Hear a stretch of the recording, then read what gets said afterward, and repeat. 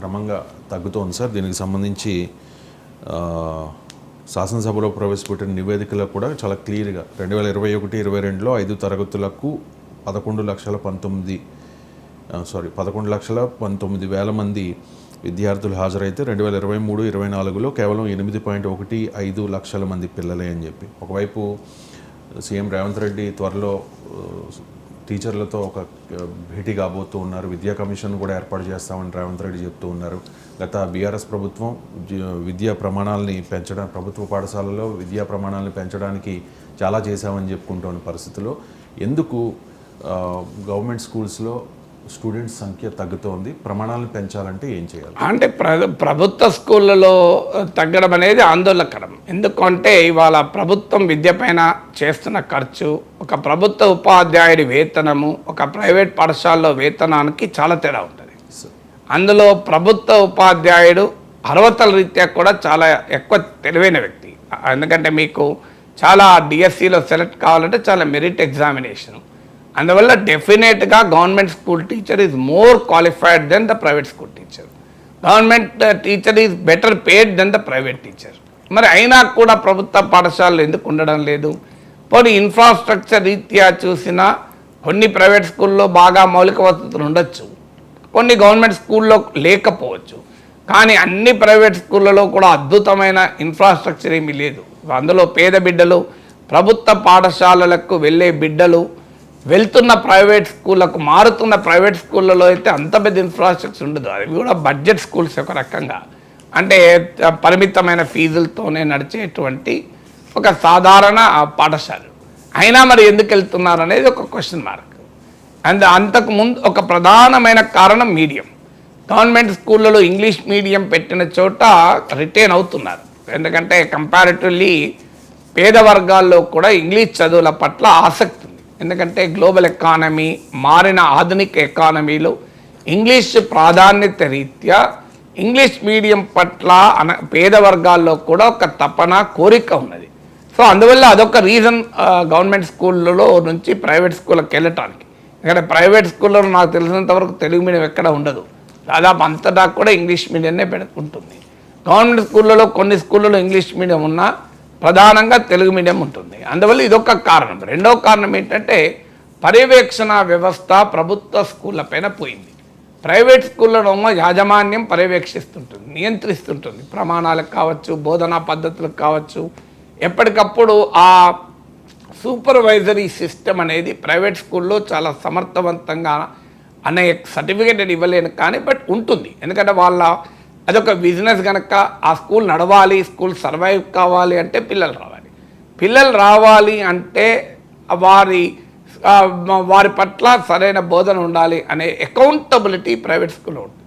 Government స్కూళ్ళలో వచ్చే సమస్య ఏంటంటే పిల్లలు తగ్గినా గవర్నమెంట్ టీచర్ ఉద్యోగం అయితే పోదు, గవర్నమెంట్ హెడ్ మాస్టర్ ఉద్యోగం పోదు, ఎంఈఓ ఉద్యోగం పోదు, డిఈఓ ఉద్యోగం పోదు. సో ఇక్కడేమో నీకు ప్రైవేట్ స్కూల్లో పనిచేసే టీచర్కు ఆ అకౌంటబిలిటీ ఉంటుంది. రేపు స్టూడెంట్స్ తగ్గిపోతే నా ఉద్యోగం ఉండదు, ఎందుకంటే స్టూడెంట్స్ లేకపోతే నాకెలా శాలరీ ఇస్తారు అని యాజమాన్యానికి ఉంటుంది. నాకు రేపు స్కూల్ సర్వైవ్ కావాలంటే పిల్లలు రావాలి అని. సో అందువల్ల ఇక్కడ అకౌంటబిలిటీ టీచర్కు ఉంటుంది, అలాగే మేనేజ్మెంట్కి ఉంటుంది. గవర్నమెంట్లో వచ్చే వరకు టీచర్కు సొంతగా ఎవరైనా ఇండివిజువల్గా అకౌంటబిలిటీ తప్ప వ్యవస్థీకృతమైన అకౌంటబిలిటీ లేదు. అంటే కమిటెడ్ టీచర్స్ ఉన్న చాలామంది గవర్నమెంట్ స్కూళ్ళలో అద్భుతమైన నిబద్ధత కలిగిన కమిట్మెంట్ ఉన్న టీచర్లు ఉన్నారు.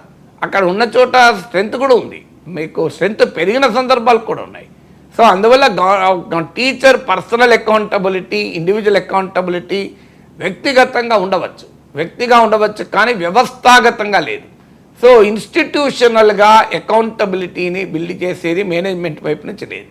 అందుకే ఇవాళ ఎంఈఓ పోస్టులకు ఖాళీ, డిప్యూటీ డిఓ పోస్టులకు ఖాళీ, డిఈఓ పోస్టులకు ఖాళీ, ప్రభుత్వ సూపర్విజన్ అనేది లేదు. ఇప్పుడు ఒక విద్యామంత్రో, ఒక విద్యాశాఖ అధికారులు ఎన్ని గ్రౌండ్ లెవెల్లో క్షేత్రస్థాయిలో పోయి ఎంత మేరకు పర్యవేక్షణ చేస్తున్నారు అనేది ప్రశ్నార్థకమే. అందువల్ల ఇప్పుడు కొత్తగా ఈ ప్రమాణాలను స్థిరీకరించడానికి విద్యా కమిషన్ పెడతాం అనే ఒక ప్రతిపాదన రాష్ట్ర ప్రభుత్వం చేస్తుంది. చూడాలి మరి ఆ విద్యా కమిషను విధి విధానాలు ఎలా ఉంటాయి, దాన్ని ఏ రకంగా నిర్వహిస్తారు. కానీ ఒక మంచి ప్రయత్నం అదే జరిగితే ఎందుకంటే క్షేత్రస్థాయిలో ప్రమాణాలు కనుక పెంచగలిగితే పేదవారికి ఈరోజు ఆధునిక నాలెడ్జ్ ఎకానమీలో నువ్వేమీ ఇవ్వకు, ఎడ్యుకేషన్ సరిపోతుంది. అన్ఫార్చునేట్లీ కేసీఆర్ 10 ఏళ్ల పాలనలో కూడా నిర్లక్ష్యానికి గురైన రంగం విద్యారంగం. ఎందుకంటే లాస్ట్లో కొంత స్కూల్ బిల్డింగులు కట్టడం మీద కొంత ప్రయత్నించినా ఓవరాల్గా 10 ఇయర్స్లో కేజీ టు పీజీ ఉచిత విద్య అన్నారు. రెసిడెన్షియల్ స్కూళ్ళు నిర్మించారు. అది కూడా సెకండ్ ఫేజ్లో వచ్చిన రెసిడెన్షియల్ స్కూల్లో ఇన్ఫ్రాస్ట్రక్చర్ లేకున్నా కూడా స్కూల్ పెట్టారు. చాలా కనీస వసతులు లేని చోట కూడా రెసిడెన్షియల్ స్కూల్ పెట్టారు. స్టిల్ అదొక మంచి ప్రయత్నం, అదొక డెఫినెట్గా మంచి ప్రయత్నం. కానీ మిగతా స్కూళ్ళన్నీ నెగ్లెక్ట్ చేశారు. రెసిడెన్షియల్ స్కూళ్ళలో ఉండే percentage of students total student పాపులేషన్లో చాలా పరిమితమే. అందువల్ల మిగతా స్కూళ్ళన్నింటినీ డెవలప్ చేయాల్సిన అంశం ఉంది, అది చేయలేదు. అందువల్ల ఇవాళ గవర్నమెంట్ స్కూళ్ళలో నుంచి పిల్లలు ప్రైవేట్ స్కూళ్ళకు వెళ్ళటానికి గవర్నమెంట్ స్కూల్ సిస్టమ్ పైన ఆ కాన్ఫిడెన్స్ అనేది బిల్డ్ కాకపోవడం. ఆ కాన్ఫిడెన్స్ బిల్డ్ కావాలి అంటే ఆ క్వాలిటీ, ఆ అకౌంటబిలిటీ అనేది ఉండాలి. సో అది లేనప్పుడు నీకు సహజంగానే పిల్లలకు, తల్లిదండ్రులకు పబ్లికా ప్రైవేటా కాదు, చదువు ఎక్కడ బెటర్గా వస్తుందని వాళ్ళు నమ్మితే అక్కడికి వెళ్తారు. So cat may be black or white, it should catch the mice అంటారు. పిల్లి నల్లదా తెల్లదా కాదు, ఎలకని పట్టాలి. సో అందువల్ల పేదవాళ్ళు పోతున్నారంటే దానికి అభ్యంతరం కాదు. అభ్యంతరం ఏంటి నీకు అంటే ఆ లెవెల్గా గవర్నమెంట్ స్కూల్ సిస్టంలో అకౌంటబిలిటీ తీసుకురావాలి, బోధనా ప్రమాణాల్లో మార్పులు రావాలి, ఇంగ్లీష్ మీడియా మాత్రం ప్రత్యేకంగా బోధించగలిగే ఫ్యాకల్టీ ఉండాలి. డిఎస్సి ప్రత్యేకంగా ఫర్ ఇంగ్లీష్ మీడియంకు రిక్రూట్ చేయమని నాలాంటి వాళ్ళు చాలా కాలంగా అడుగుతున్నారు. లేదు సెమీ రెసిడెన్షియల్ స్కూల్గా మార్చండి, ఇన్ఫ్రాస్ట్రక్చర్ ఉన్న చోట. ఎందుకంటే పేద బిడ్డలకు వాళ్ళకి ఇంటికి వెళ్ళాక చదువుకునే ఈకో సిస్టమ్ ఉండదు కనుక. సో మార్నింగ్ బ్రేక్ఫాస్ట్ పెట్టి దాన్ని ఇప్పుడు ఉన్నదా లేదా కూడా తెలియదు. సో అలా కొన్ని చర్యలు కనుక కాంక్రీట్గా తీసుకోగలిగితే ప్రభుత్వ పాఠశాలలు ఖచ్చితంగా నిలబెట్టుకుంటారు.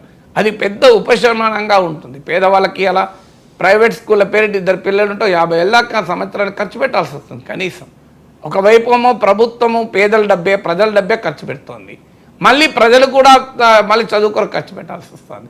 ఇది ఎక్కడ న్యాయం? అందువల్ల ఖచ్చితంగా ప్రభుత్వ స్కూళ్ళలో ప్రమాణాలని స్థిరీకరించి ప్రమోట్ చేసే చర్యలు ప్రభుత్వం వైపు నుంచి ఉండాలి.